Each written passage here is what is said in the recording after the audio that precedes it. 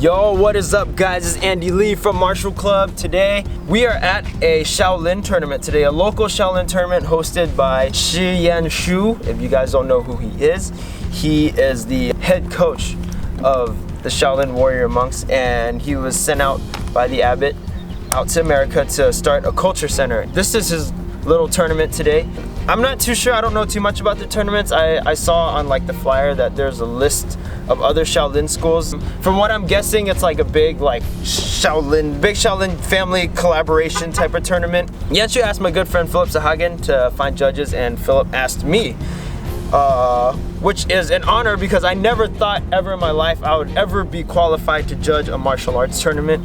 But I've never judged a martial arts tournament before, and it's kind of nerve-wracking because if you're a judge, you determine whether a kid takes home a trophy or not. You determine whether they go home to a spanking or not, you know? So you determine whether they go back to their Shaolin school and get punished or not. So it's a little nerve-wracking, but I'm gonna try my best.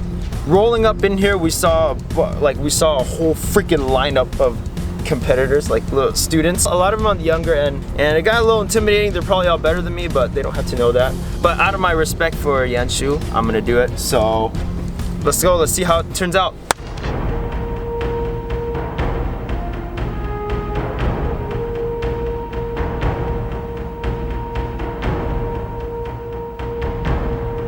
Say what's up to Martial Club.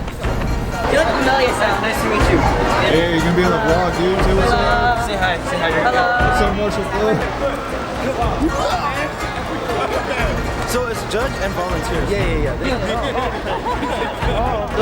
I don't know what the heck is going on. Yes, there we go. That's the right one. This one's for Julio. What's up?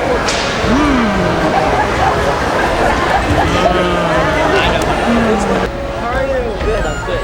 Good to see you.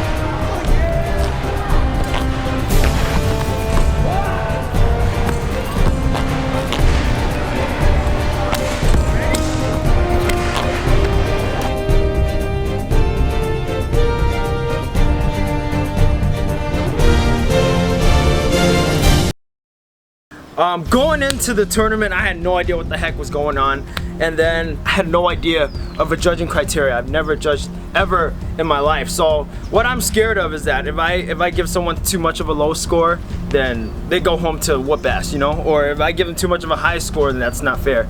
So pretty much, what I've learned through this, I judge the first person, whatever score I decide to give the judge the first person, I keep the rest of the scores relatively around there, and I just kind of base it off that. So pretty much I use that as a standard. I pretty much came up with a pretty good judging criteria. I think I'm a pretty freaking good judge because, you know, every time I come up with my numbers, I look at all the other judges and they put up around the same number, meaning that my sense and my sensibility and my ideals of martial arts are somewhat correct. So that's a little bit of an ego booster for me. So that's good.